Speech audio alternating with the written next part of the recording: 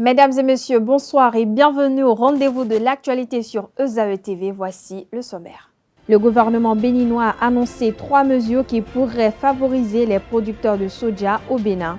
Ceci dans le cadre de la commercialisation du soja grain au titre de la campagne 2023-2024. Les dites mesures ont été prises à travers un communiqué rendu public le 16 novembre 2023. Des précisions dans cette édition. Le maire de la ville de Porto Novo a lancé ce jeudi un atelier de formation en entrepreneuriat agricole à l'endroit des jeunes de la ville capitale. La dite formation a eu lieu au centre Songhai à Porto Novo, une cérémonie qui a connu la participation du maire Chalmagne Yankoti et plusieurs autres personnalités. Le compte rendu dans ce journal. En sport, les Guépards du Bénin jouent leur premier match des éliminatoires de la Coupe du Monde 2026 contre l'Afrique du Sud ce samedi à Durban. Dans le groupe du Bénin, 2 résultats sont déjà connus pour le compte de cette première journée. Des précisions dans un instant.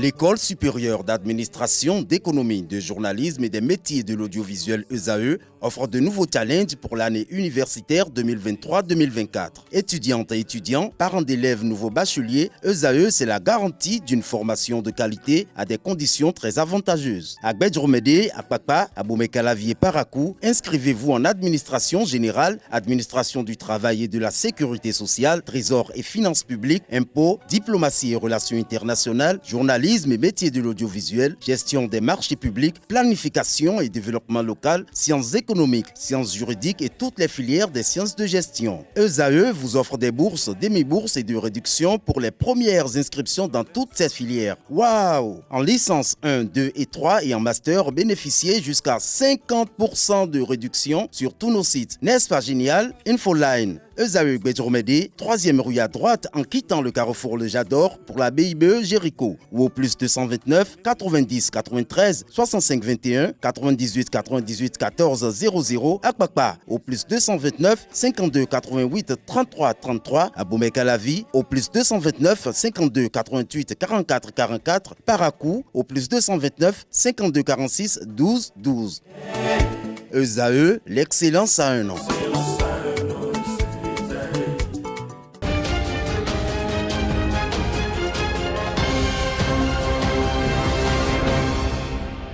À nouveau, bonsoir, ravi de vous retrouver et bienvenue si vous nous rejoignez. Le gouvernement béninois a annoncé 3 mesures qui pourraient favoriser les producteurs de soja au Bénin.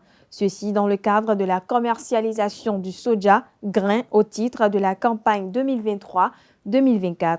Les dites mesures ont été prises à travers un communiqué rendu public le 16 novembre 2023.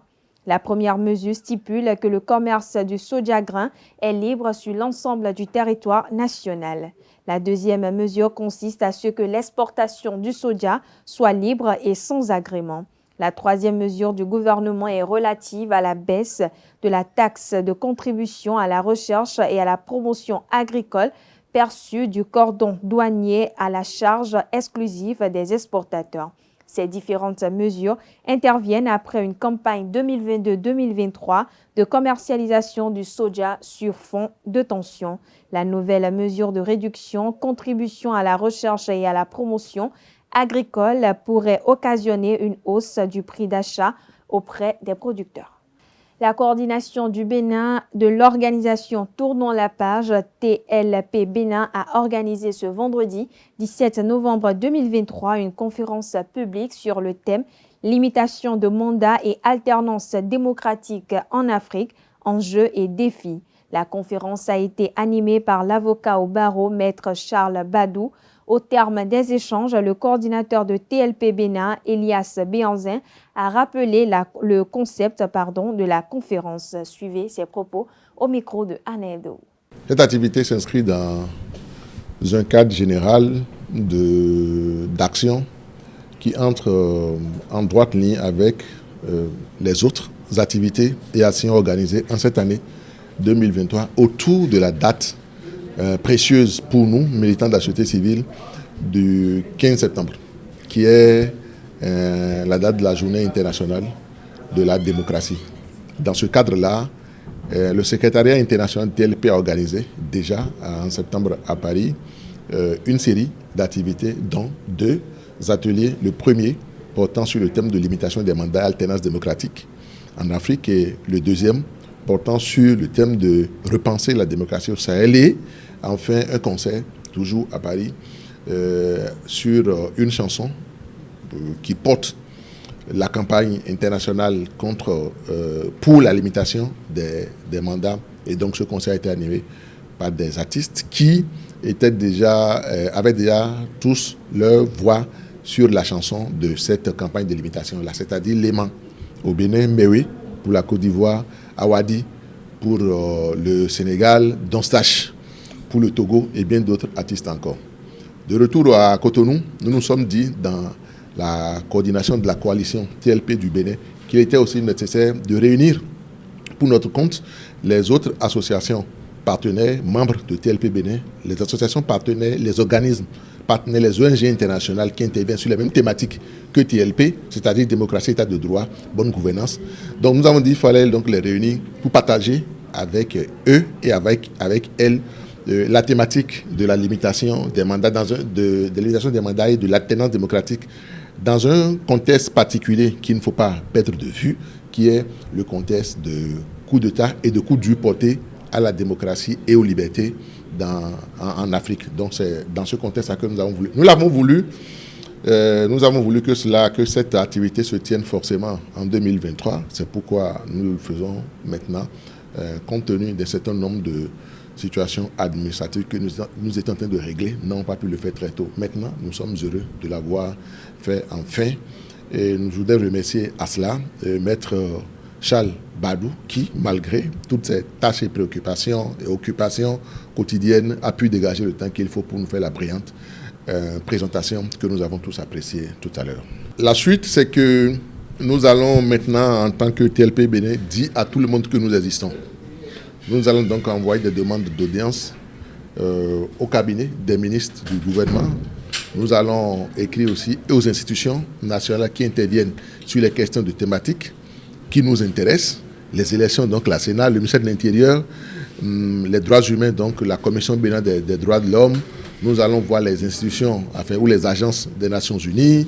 Nous allons donc écrire donc, aux ONG nationales partenaires, comme ALCRE par exemple, comme Amnesty International, et les autres institutions internationales qui interviennent au ministère Mandela pour nous faire connaître. Ce sera l'occasion aussi, dès le début de l'année prochaine 2024, de faire une autre conférence sur ce que nous comptons faire pour cette année-là, qui est en cours de construction et qui n'est pas encore totalement achevé. Donc je ne voudrais pas aller trop vite en besogne en vous disant déjà ici des choses qu'on n'a pas fini de concocter. Mais nous allons donc faire cette conférence avant la fin du mois de janvier. Je l'ai annoncé à l'entame de cette édition, le maire de Porto Novo a lancé ce jeudi 16 novembre 2023 un atelier de formation en entrepreneuriat agricole pour les jeunes de la ville capitale. La dite formation a eu lieu au centre Songhai à Porto Novo. Une cérémonie qui a connu la participation du maire de la ville de Porto Novo, Chalma Nyankoti, Martin Viutu Assogba de Alcré, Godfrey Nzanjo, j'y arrive enfin, directeur du centre Songhai, et Monique Baguidi de VNG. Carles Kitome y était. Voici son compte rendu. Merci, monsieur le maire.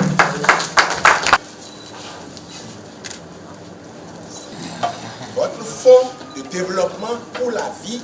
Cette remise symbolique de matériel d'exploitation agricole résume la cérémonie de lancement de l'atelier de formation de 50 jeunes gens de la ville de Porto Novo à l'entrepreneuriat agricole, un projet qui arrive à point. Cette cérémonie, c'est une expression de la volonté de notre commune, créer un multi-partenariat qui va nous permettre de vraiment engager de nouvelles trajectoires, faire un développement endogène, sérieux. Il faut qu'on s'arrête à danser la danse d'autrui. La mairie de Porto Novo, avec toutes ses composantes, depuis longtemps, cherchait à créer l'autre trajectoire de développement endogène, sérieux, large et inclusif, qui va vraiment faire face aux problèmes socio-économiques de la commune. C'est ça que j'ai entendu. Au nom de Participe Odel, Martin Viutu Assogba se réjouit de la bonne collaboration avec les autorités communales. C'est un réel plaisir pour moi de prendre la parole à cette tribune au nom du programme Participe au DEL, c'est-à-dire Participation au développement économique local, dans le cadre du lancement de la formation des jeunes de la ville de Porto-Novo à l'entrepreneuriat.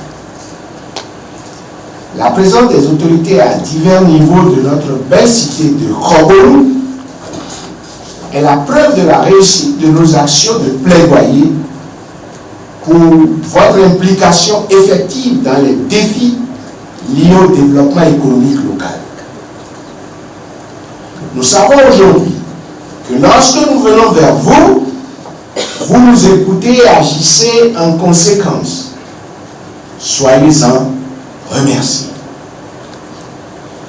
En intervenant ce jour, Occasion pour le maire de la ville capitale de féliciter toutes les parties prenantes. Le frère Godfrey Zamdio, à toute son équipe, et inviter toutes les parties prenantes à une bonne collaboration pour la réussite de ce projet. Je remercie tout le monde pour votre implication et votre soutien précieux. Ensemble, construisons un avenir où chaque jeune puisse s'épanouir et contribuer de façon merveilleuse à la transformation de notre société. C'est sur ces mots que je voudrais déclarer aujourd'hui, 16 novembre 2023, lancer la formation des jeunes entrepreneurs agricoles de la ville de Porto-Novo. C'est parti pour 12 semaines de formation qui vont aguerrir les auditeurs aux matières d'entrepreneuriat agricole dans la ville de Porto-Novo. La nouvelle directrice générale des douanes par intérim du Bénin, Adidjatou Hassan Zanouvi, a officiellement pris ses fonctions le mardi 14 novembre dernier. Elle a été nommée ce lundi par arrêté du ministre d'État, ministre de l'Économie et des Finances, chargé de la coopération, Romuald Wadani. Adidjatou Hassan Zanouvi remplace ainsi Alain Rinkati. Dans l'élément qui suit, je vous invite à suivre un bref résumé de son parcours. Élément signé Nonsirine Fatoumbi. Adidjatou Hassan Zanouvi est la nouvelle patronne des douanes béninoises. Elle a été nommée le lundi 13 novembre 2023 par arrêté pris par le ministre d'État, ministre de l'Économie et des Finances Romuald Wadani. Actuellement directrice adjointe de cabinet du ministre de l'Économie et des Finances, Adidjatou Hassan Zanouvi va aussi diriger les douanes. Elle est désignée pour assurer l'intérim en attendant la nomination d'un nouveau directeur général. Adidjatou Hassan Zanouvi remplace ainsi l'ancien directeur général Alain Rinkati, nommé en Conseil des ministres pour diriger l'Agence nationale de l'alimentation et de la nutrition. Pendant son séjour à la tête de ces structures stratégiques de la mobilisation des ressources financières, Alain Rinkati a conduit les disciples de Saint-Mathieu avec des réformes qui ont porté des fruits. Avec son parcours, la nouvelle DG par intérim des douanes peut également relever des défis qui relèvent de sa mission. Elle est titulaire d'un master en administration des affaires et diplômée de l'Institut universitaire de technologie de Tours et de l'Université d'Orléans. La nouvelle DG des douanes est aussi un cadre supérieur du financement de développement et mobilisation des ressources. Elle a été directrice générale du Fonds africain de garantie des petites et moyennes entreprises de 2018 à 2021. Elle a par ailleurs été responsable d'audit au cabinet de l'Ordre à Paris. Le ministre du Cadre de vie et du Développement durable, José Tonato, a invité les occupants du Centre de promotion de l'artisanat à rejoindre le nouveau marché des arts de Cotonou. À cet effet, une équipe de notre rédaction s'est rendue au CPA ainsi qu'au marché des arts de Cotonou pour recueillir l'avis de quelques artisans. Des propos recueillis par Nonsirine Fatoumbi et Francis Farami. On a fait plus de 20 ans au centre de promotion de l'artisanat, mais il y a des Béninois qui ne savent jamais si le centre de promotion de l'artisanat existe. Aujourd'hui, on est au bord du goudron. Même des gens qui passent par ici, par inadvertance, et déjà avec les couleurs, ils sont attirés, ils regardent, ils savent que des gens sont ici, ils font de l'artisanat. Ce qui est important pour nous dans le nouvel emplacement, c'est quoi? On est au bord du goudron et les Béninois qui n'étaient pas habitués à l'achat des objets d'art, je crois quand même, ils sont en train de regarder, ils sont en train de voir d'ici à là, ils vont s'intéresser à ça, ils vont commencer par payer. Parce que nous, notre objectif principal, c'est de conquérir le marché local. Parce que ceux à qui on vendait plus, c'est les gens de l'extérieur. C'est bon et c'est bien placé, tout va bien. L'emplacement, c'est pas mal, sauf que par rapport à l'ancien, on est bien à l'aise là-bas parce qu'il y a les arbres, il fait un peu frais là-bas, c'est un peu vaste. Les touristes, ils se promènent comme ils veulent dedans, mais ici, bon, c'est vrai, ici aussi, on est sorti, on a plus de visibilité ici, parce que c'est au bord de la voie. On a un peu de clientèle ici par rapport à là-bas, sans vous mentir. Et ici, les anciens clients ne viennent pas d'abord, mais on a des nouveaux clients qu'on découvre. C'est pas mal pour le moment. Il y a pratiquement environ un mois et demi, on est présentement sur le nouveau site. On dirait que le relogement a commencé de façon progressive. Tout le monde n'est pas encore venu. Il y a certaines personnes qui demeurent encore sur l'ancien site. Mais arrivé sur le nouveau site, on ne dira pas que c'est mauvais. Ceci, on est sur la place publique, presque. C'est au bord du goudron. Tous ceux qui ne savaient jamais qu'on existait aujourd'hui, ils se rendent compte qu'il y a des gens qui font de l'artisanat, mais plutôt de l'artisanat historique qui existe au Bénin. On ne peut que les remercier, on ne peut remercier spécifiquement le chef d'État parce qu'au début, et ils n'ont rien prévu pour nous, mais quand il a attendu, il a été au courant, il a dit, les artisans, il faut pouvoir leur trouver quelque part avant de les déguerpir du CPA. Le CPA, ce n'est pas qu'on veut transformer en une nouvelle chose, mais on veut construire quelque chose de mieux, un truc à grand standing. Mais il y aura toujours des artisans dedans. Et bien, lorsqu'on parle d'artisans, on n'ira pas chercher des Togolais. Dans tous les cas, c'est nous qui sommes déjà sur le terrain. Je crois quand même à son temps, on va nous rappeler. Donc on tient toujours à remercier le gouvernement par rapport à ça et qu'il prenne en compte les petites difficultés que nous rencontrons pour le moment sur le site. Si on peut essayer de revoir les questions d'arbres et s'il y a la possibilité de mettre des pailles sur la toiture, ça, franchement, ça rendra l'environnement plus propice et plus attractif pour nous. On parle société dans cette édition, les mœurs désignent les habitudes de vie au sein d'un groupe social.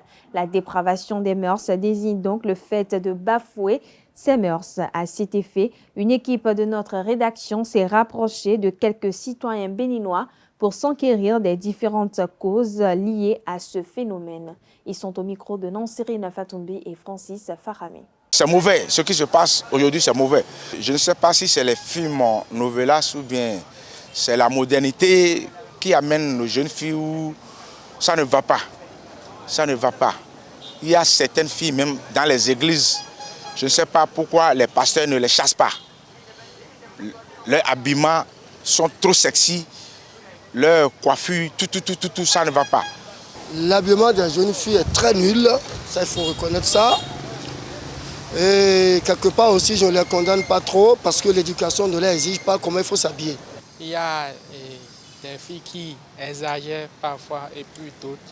Bon, comme tout le monde n'a pas reçu les mêmes éducations, on peut baser sur le volet d'éducation. C'est en fait l'éducation que nos parents nous donnent. Si l'État peut nous aider à corriger ces choses-là, ça va aller. Sinon, quel est l'avenir réservé à ces enfants, à ces filles? Il faut porter des choses sexy pour se faire plaisir. Non. Il y a d'autres qui se sont habitués, qui ne savent même plus comment nouer les pains. Il y a d'autres qui ne savent même plus comment nouer les pains. On porte des jupes mini où on n'arrive même plus à s'asseoir. On n'arrive même plus à s'asseoir. Même les vieilles dames aussi les portent. En Afrique, on porte des pains. Mais je ne sais pas ce qui amène nos filles à porter de n'importe quoi. C'est des choses indésirables qu'elles portent. Si c'est les films qui les amènent à se comporter comme ça, alors je leur dis de stopper. D'abord, si ça leur permet d'être épanouies, d'être contentes et de se sentir à l'aise dedans, bon, je trouve que c'est une bonne chose. Mais ce qui est sûr, il y aura des répercussions sur ça parce que en s'habillant comme ça, d'autres filles vont perdre leurs âmes sœurs vont gâcher leur avenir parce que ce n'est pas tous les hommes qui aiment cette manière de s'habiller, ce n'est pas tous les hommes qui aiment la façon dont elles s'habillent aujourd'hui. Et dans les structures, dans les organisations, ce n'est pas aussi adapté qu'une femme s'habille de la sorte. Chacun est libre de faire ce qu'il veut. D'accord? Chacun est libre. Et tant que vous vous sentez, pour moi, tant que vous vous sentez à l'aise dans ce que vous faites, ça ne me pose aucun problème. C'est vraiment, ça arrive parfois que certains s'habillent tout nuit et nous pouvons leur demander simplement de revoir un peu parce que on a l'habitude de dire là où commence ma liberté, ça s'arrête celle de l'autre. Donc, ils peuvent comprendre que cela peut conduire certaines personnes à faire ce qu'ils ne devraient pas faire. Et là, c'est là on parle de viol et consorts, ce n'est pas bien. Ça peut inciter les gens à on appelle ça la dépravation des mœurs. On parle sport à présent. Les Guépards du Bénin entrent en lice dans les éliminatoires de la Coupe du Monde 2026 ce samedi face à l'Afrique du Sud à Durban. Toute la semaine, Gernot Rohr et ses poulains ont affûté leurs âmes sur place. Dans le groupe du Bénin, 2 résultats sont déjà connus pour le compte de cette première journée. Le Lesotho, deuxième adversaire du Bénin, a tenu en échec le Nigeria, 1 but partout, alors que le Rwanda et le Zimbabwe ont fait un match nul et vierge à Kigali. Les clubs féminins de football du Bénin reprennent le chemin des stades pour le compte de la saison 2023-2024 le 2 décembre prochain. Tigresse FC de Cotonou, l'un des premiers clubs féminins béninois, va évoluer en 2e division après 3 décennies dans l'élite. Son directoire œuvre pour retrouver la D1 dès la saison prochaine. Des précisions dans cet élément réalisé par Setondélarios Adjabino.